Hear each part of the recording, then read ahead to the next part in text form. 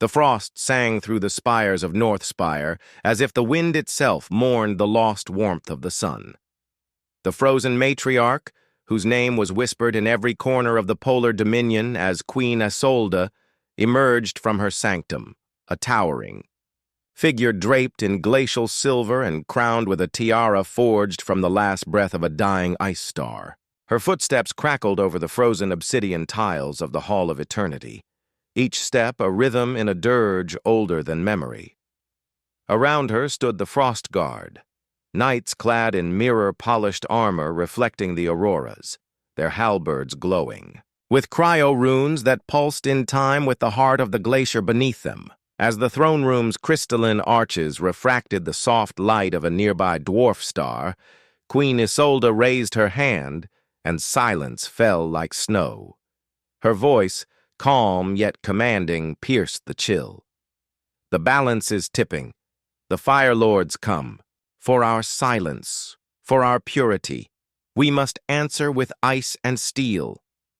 In the hidden depths beneath Northspire, the cavern of frozen echoes stirred. There, entombed beneath layers of sentient frost, lay the cryo-behemoths, ancient constructs of ice, bone, and forgotten magitech. Queen Isolde knelt beside the largest behemoth, her hand resting against its crystallized forehead. Whispering, an incantation in the lost dialect of the old keepers, she awakened the beast with a thunderous pulse that shook the entire mountain range. Across the cavern, more of the behemoths opened their eyes, gigantic, glowing sapphires gleaming in the darkness. Above ground, her frost priests began engraving war runes on the sides of sky barges and summoning the storm-born Valkyries, their feathered wings glistening like carved moonlight. Every soldier knew the prophecy. When the ice heart pulsed red, war would ride the frost winds. And tonight, that heart glowed crimson beneath the Queen's staff. Queen Isolde climbed the Tower of Celestine, the tallest spire in Northspire, and looked over her vast frozen realm. The winds up here were like razors, howling with stories of ancient wars and the buried gods who once ruled the skies. She saw her troops, thousands of frost-forged warriors, Spartan line formations moving across glaciers like living rivers of steel. Each carried shields bearing the crest of the polar Dominion, a frozen phoenix rising from cracked obsidian. Dragons of frost, tamed in her youth, soared overhead with battle howls that cracked clouds and scattered sunbeams. At her side, her daughter Althera, a battle seer, read visions from the breath of the wind itself. "Mother," she said, her voice trembling not with fear, but awe, "the enemy marches under a banner of flame, a sun forged in chains. They seek not just to melt our realm, but to erase winter from memory." Isolde's grip tightened on her glaive. "Then we shall etch it into legend." The march to the veil of splintered ice was a trial by memory and frost.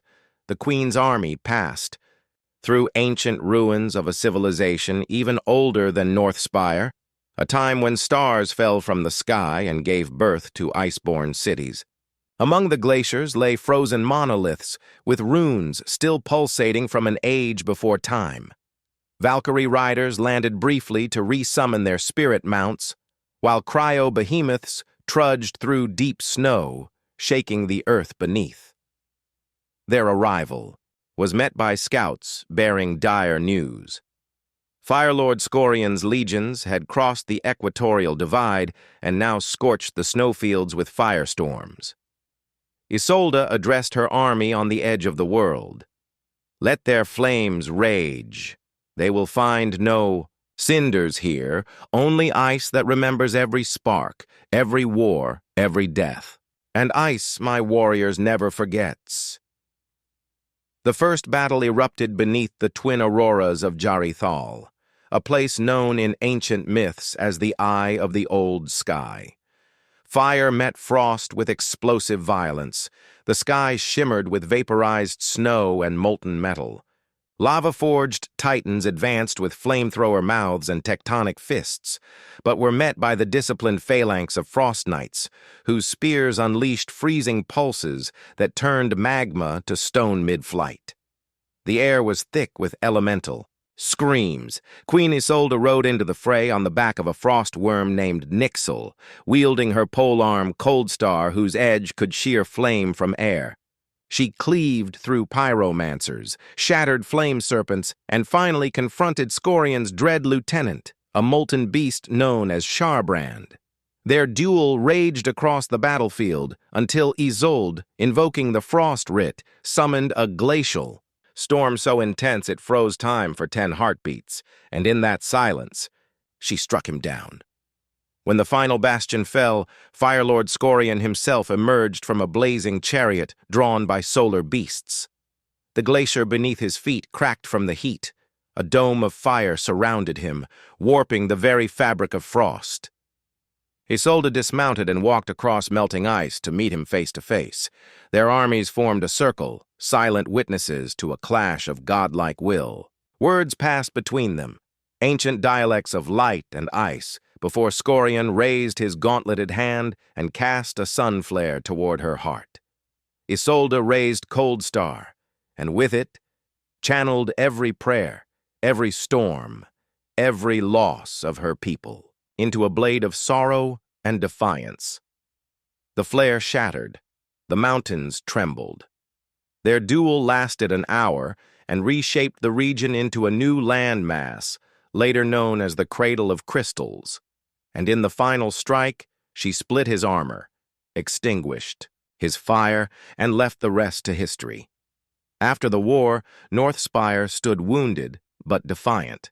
Ice sculptors carved new reliefs on the walls of the Eternal Hall, depictions of her duel, the behemoths rising, the auroras blooming over the battlefield.